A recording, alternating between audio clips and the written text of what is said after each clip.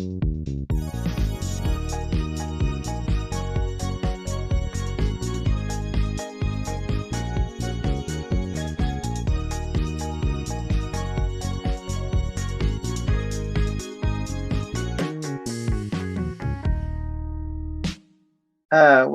to the Student Experience podcast.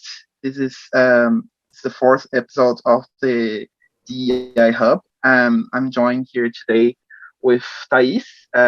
She's the Wellbeing Support, and also we have Loran. She is the our VP for Wellbeing and Equality. Also, we have here Laura. She's the Niteline Public Face for Maynooth University. And also have Diana, our Niteline Public Face for DBS. So hello guys, how are you guys doing today? Hi Fab. Hi. Hi everyone. Doing good. Okay, so today basically we're gonna have a conversation with these beautiful girls about diversity, equity, and inclusion. So, since you guys are from Niteline, I would like to know you, Laura and Diana. Could you share with us some interesting facts about your journey with Niteline? Maybe the first day you heard about Niteline, or anything interesting. Well, perhaps I can. Start. Yeah, perhaps I can preface on like what Niteline is. If you don't know what about Niteline, Niteline is a listening service for students by students. We're here to listen to any problems that students may have. No problem is necessarily too big or too small. So we have an instant messaging service and also a phone call service for all students. And we're open from 9 p.m. to 2:30 a.m. every school night. So perhaps one interesting thing about my journey with Niteline, I think oftentimes as public face, I get asked, isn't my role as a volunteer kind of draining, or is it hard? And one interesting thing I would kind of think or say in response to that is that, in fact, it's actually more rewarding than anything. It's really rewarding to be able to be that person to hear someone out whenever they need. Yeah. And I definitely agree with Diana on that. And I guess one interesting fact on my journey with Niteline is when I was originally a student, I was a friendly face of Niteline. So I wasn't I wasn't in the service, but I was like helping out with publicity events, and that's how I kind of heard out about it because of the wonderful publicity team at the time. And now I'm involved in the publicity team myself, so it's kind of a bit of a whirlwind in that sense that came full circle. Yeah, for me, I think the first time when I heard about Niteline was actually last year, and I found like so interesting and like so nice to have an option, like if you feel, because sometimes I feel myself a little bit lonely, and yeah, I think it's nice to have a sport that you know that you have someone to listen to you. And that it's students listening to you, not just like, obviously their faces, but it's not just adults that you are so dissociated from, it's your peers, it's students that can probably most likely relate in some way to what you're experiencing or feeling. I think that's a really interesting. Yeah, absolutely. I think that's what we at Niteline try to make appealing for students too. It's to let them know that we are students on the other end listening to their what's on their mind and stuff. So we are more likely to be able to relate, and perhaps some of us may be going through the same thing also. Yeah. So now my second question, it's about inclusivity. So like we know that one of the main values of Niteline is inclusivity. So could you tell us how Niteline express this value on a daily basis? Yeah, so at Niteline, we really believe that our service is freely accessible to any students that may need us. We have a phone call service for those who may be more comfortable talking on the phone, or those who may not like typing, or that may not feel very comfortable typing. We also have an instant messaging service, like I mentioned before, alternatively. So that instant messaging function is also manned by our volunteers every night of school term, for those who may be more comfortable in texting and may not want to perhaps actually verbalize what's going on in their minds. Yeah. And we also strive to have a welcoming volunteer base that is representative of the wider student body of Dublin. So we have a broad volunteer base, different affiliated colleges, most of them studying different courses, different years, different backgrounds, and we also have students from abroad as well from those colleges. So a very broad volunteer base. Yeah, and we really try to stress that no problem is too big or too small. So whether you're having a really bad day and you woke up late and it's raining and it's ruining, you're having a bad hair day, to even more serious topics, whether it's such as sexual abuse or loneliness or suicide, we're here to listen. That's nice. Yeah, I think Niteline accepts everyone and are open to help everyone.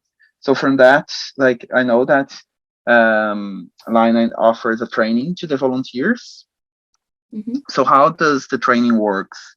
How it works, and do you talk about diversity and inclusion during the trainings? Mm-hmm. Yeah, I think Laura would like to answer that. Yeah, so we have a student training team that are very experienced in our service, and all volunteers go through quite vigorous training before even beginning to take calls.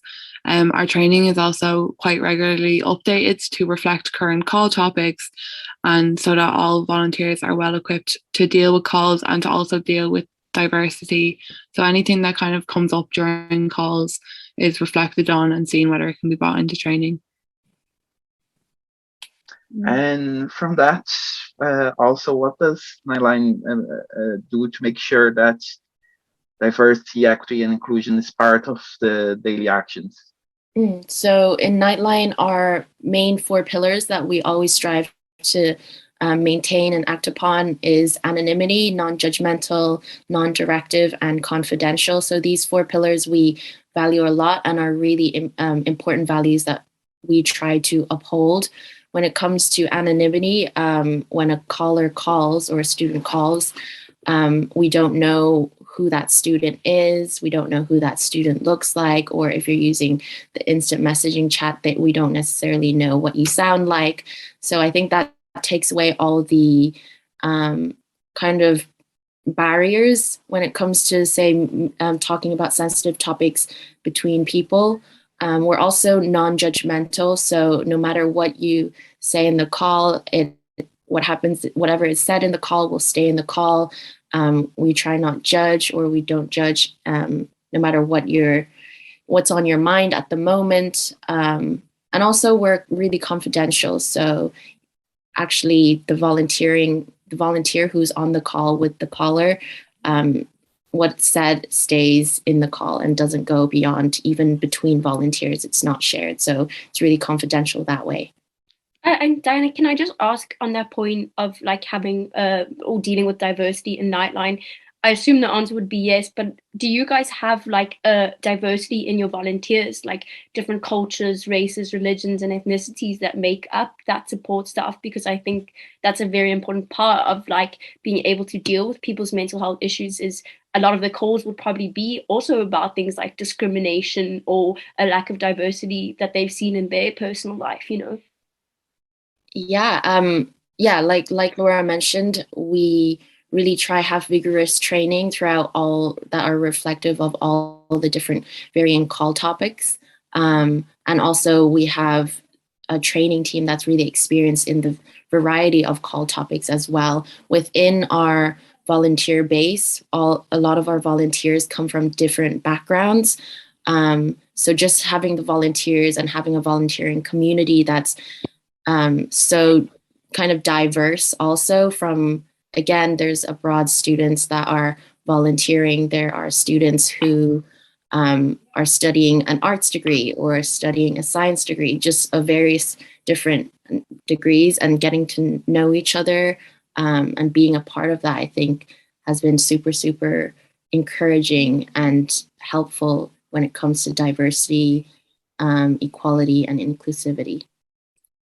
Yeah, and I think like the training team in Niteline is very good when it comes to making sure that our service and our volunteer base is diverse, and that we do have a broad range of students through that have lived varying different lives and have varying different stories to tell, so that when taking calls there's always like someone there with a different maybe outlook on something, so that we all have, it's not like all one tone, one life story, nothing like that. So I think we're all the service is really good in that aspect. That's great. That's really great to hear. Thank you, guys. Yeah, that's nice to show that it's important to show that we are diverse and we accept everybody. Yeah, so the next question I have, let me see. I think, do we feel, Loran? Oh yeah, sorry, I only have my questions. I don't have the rest, so I don't know. Oh yeah, sorry. So the next thing we just wanted to ask you guys is like, do you see any correlation or do you see any links that a lack of DEI will actually impact a person's mental health? Like, have you seen that in your experience as a volunteer? I think definitely a lack of diversity, equity, and inclusion can make someone feel very unsupported and very lonely. This is just coming from my own opinion, and I think that's why like services like Niteline are being made accessible to students, and that they're so important to students because they have someone that will be there to listen to them no matter the circumstance. Yeah, I think it's really important to have that there, because it can make someone feel very lonely and unsupported. And whatever the issue is when it comes to diversity, equity, and inclusion, having that support network there, such as Niteline, is great, because we don't judge what the issue may be. And we what the caller is going through, so we're always there to listen. Oh, that's great. Yeah, that's perfect. Thank you. And then we also wanted to know, do you actually receive many calls from students that are struggling to belong and adapt to college life because of those reasons? Yeah, so we've actually been receiving a lot of different calls, and we've received over like 1,000 contacts that have been answered between the year 2020 and 2021, the academic year. And of those calls, over 25% were college related, whether that's say kind of have students struggling to adapt to college life, the stress that college life may bring about.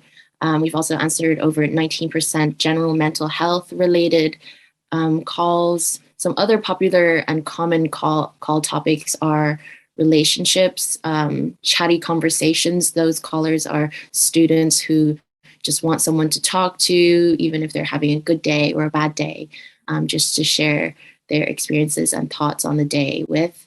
Also, loneliness has been kind of increased with as a call topic, just due to COVID happening. So a lot of loneliness calls we take. We also take test calls. Those are also known as prank calls, but at Niteline we call them test calls because those are essentially calls by students who we assume are just testing the service and seeing how the service works. And also more serious calls that are sexual assault related, suicide related, self-harm related, or others such as LGBTQI issues, body image issues, or even addiction as well. Wow, so you guys really cover a range of topics. That's amazing. That's a really great service that people can get access for so many different like facets of issues that they might be struggling with. And then another thing on that is we just wanted to ask, like, if students are facing these issues, what would your tips for them be right now? Because I know a lot of people think that they can only get help when things are really, really bad. But I think, maybe you have some tips now to deal with things before it gets to the point where maybe it's too bad and they're calling you with a suicide call or something like that, Mm-hmm. I think it's important just to stress that it's important to reach out. Like, no matter, one of the most important lines we always say at Niteline is, no matter the problem, no matter how big or small it is, it's okay to reach out. Mm-hmm. And there are plenty of supports available, such as Niteline, that are there to listen and provide relevant information if you request, as we also are an information service, and we will try to help you find that out if you want it. And then also it's important to note that as students, your colleges are there to support you, and they do have suitable resources and supports available for you to request if you need it. It's just, I could think the most important thing to stress is that it's okay to reach out, no matter how big or small the problem is, so that we don't get to the point where it's unsolvable. As you said, yeah. Yeah, absolutely. And just to kind of continue on Laura's point, I know before I mentioned a whole range of topics that are kind of the most common call topics.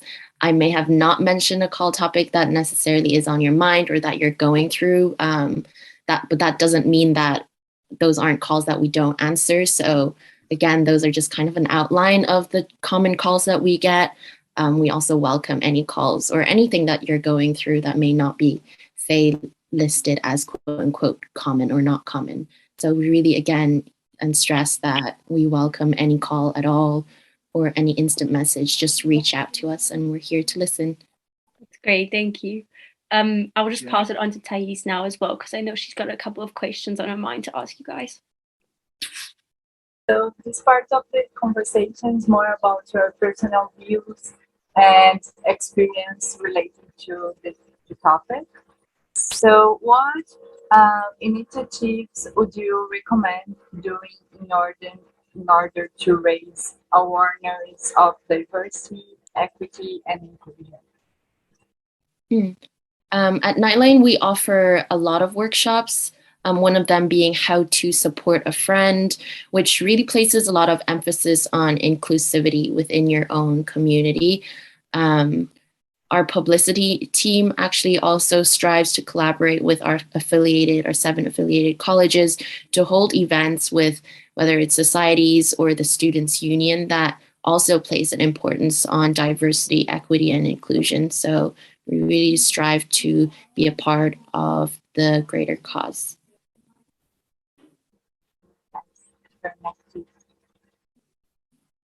Loran?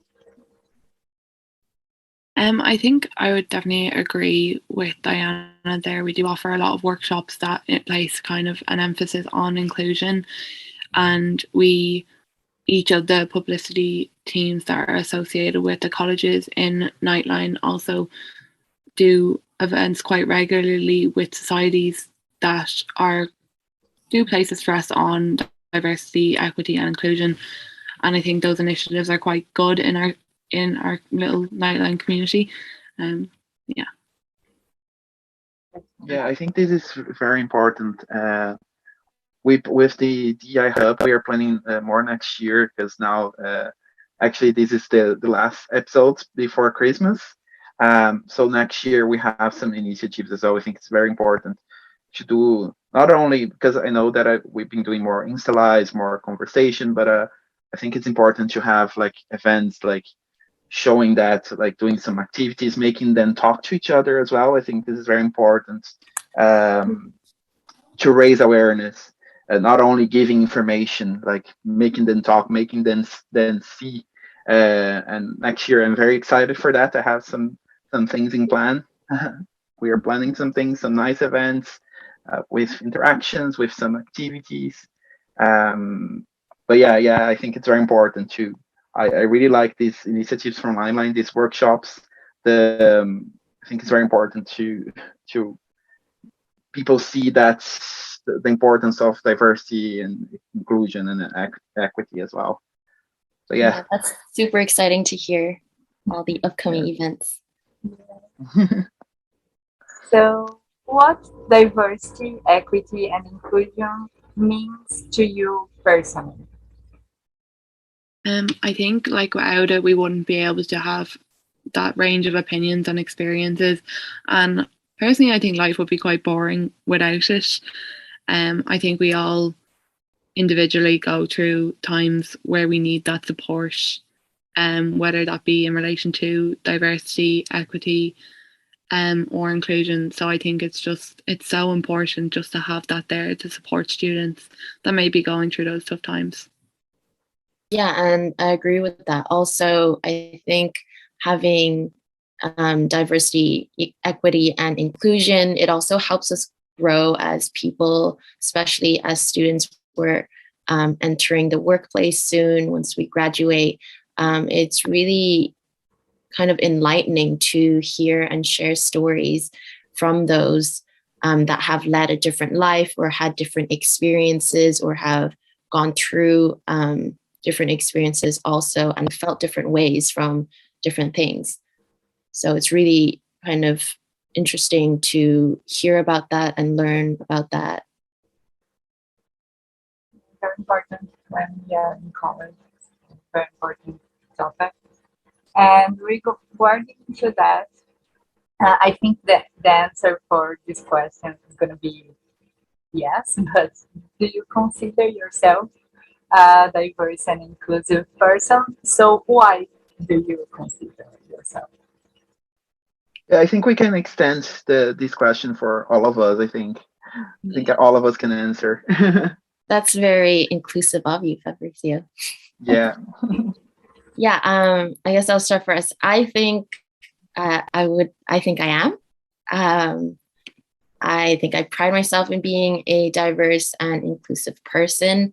I think being part of Niteline has really helped me and encouraged a stronger sense of inclusivity and diversity just in my daily life. I think I notice a lot of kind of things that sometimes other people don't necessarily notice when it comes to trying to encourage diversity, whether it's in a classroom or even in a workplace. And also looking at it from the outside, having a diverse students union and having diverse student representation as well. I think that's been really, really helpful in fostering that strong sensibility in me. I may go next. Yes, I do think I'm a diverse and inclusive person. I've definitely grown more diverse and inclusive over the years as I've gotten older, and I think everyone has. I think sometimes we're a bit naive when we're younger and thinking we're diverse when we're really not the most. But yeah, I think I definitely am. And again, with what Diana said, being in Niteline has encouraged me to grow more and become more involved with diversity and inclusion. And then just in my daily life, it's helped me grow and become more diverse and more kind of involved with services that are focused on diversity and inclusion as well. In all, yes, I do consider myself a diverse and inclusive person. Yeah, actually, I just wanted to add also being part of a service like Niteline, it's given us, I think I'd like to speak for Laura as well. I'm sure she'd agree that being part of Niteline gives us the opportunity to be able to hear even more variety and different experiences, not just from callers, but also within our Niteline community. So that's really broadened our horizons in that aspect. Yeah, there are definitely people that I've met in the past few years that I don't think I would have ever met if it hadn't been for Niteline. So it's really great in that sense for broadening our own opinions on life. Yeah, I can go next. Well, I consider myself a diverse and inclusive person because I don't know all my background. Like, I am a very, very mixed person. Like, I'm half Lebanese, half Brazilian, half African, half Portuguese. So I have culture-wise, I'm very diverse, and also like I'm from the LGBT community. So I see mainly now that I'm doing the DEI hub as well. I think I'm represents this part of the society.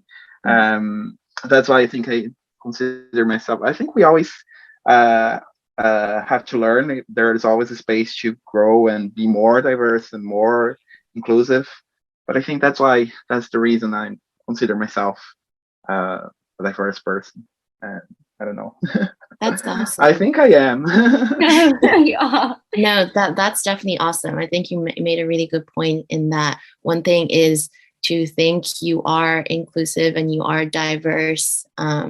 Another is to actually embrace it. I think that's the harder part. So being a part of initiatives like this is what's really helpful. I'm Go ahead, Faf. No, sorry. No, and I'm learning. I'm learning so much doing this, and like, because always, like, every week, I research about something and learn something new. So I think that's important. Sorry, Loran. No problem. I think that's such a good point. Is like what I was actually going to say is like educating yourself is a huge part of it, right? Is like doing the research, listening. Like I would consider myself an inclusive person.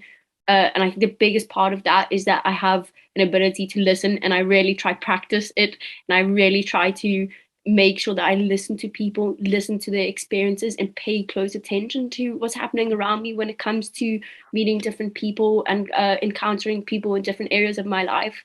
So I think that is the one element of it, is really listening, because we can't all know everything. You know, there's always going to be people different to us, and we can't pretend to understand their experiences. So giving them a platform to speak on it is the first thing that we can do. And then I think the second thing is admitting that you're wrong is a huge part of being an inclusive person, because no matter who you are, what race or ethnicity or religion you are, all of us inherently hold some biases and misconceptions, and being able to hold up your hand and be like, maybe I was wrong about this, or maybe I held a misconception about this, or maybe I held some type of internal bias I didn't even realize. I think that's a huge part, is being able to be like, okay, I was wrong about this, and I'm going to change my thinking about it. And I think if we could all do that a little bit more, instead of getting defensive or people getting, you know, like they want to pretend that they are right all the time, I think it's a good part to admit that maybe we don't know everything, and we learn all the time, and we can hold up our hands when we have been wrong about something. Yeah, I totally agree. So myself, I guess diversity and inclusion was always there when I grew up. As I said to Fabs in our first slide, my mom was a woman with physical disability, so I've learned so much from her and tried to apply it in my daily life. And I always try like to apply this. And then since I came to Ireland, I'm trying to learn more about it and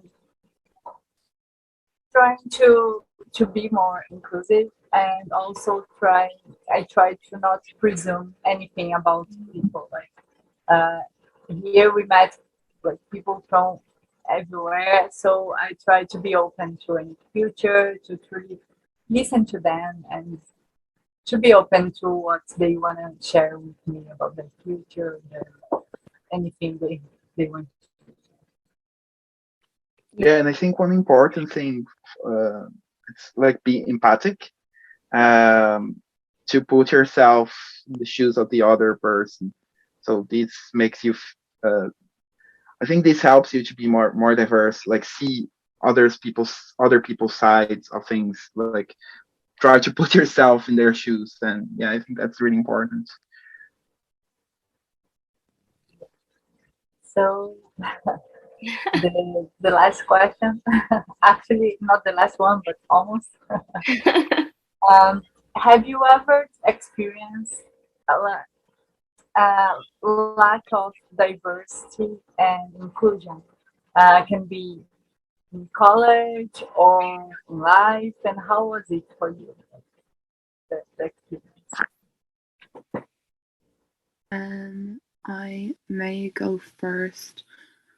I think in daily life, there's always been moments where I've experienced lack of diverse and inclusion practices, but in Niteline itself, I think we definitely strive to increase the amount of diverse and inclusion practices we hold within our service.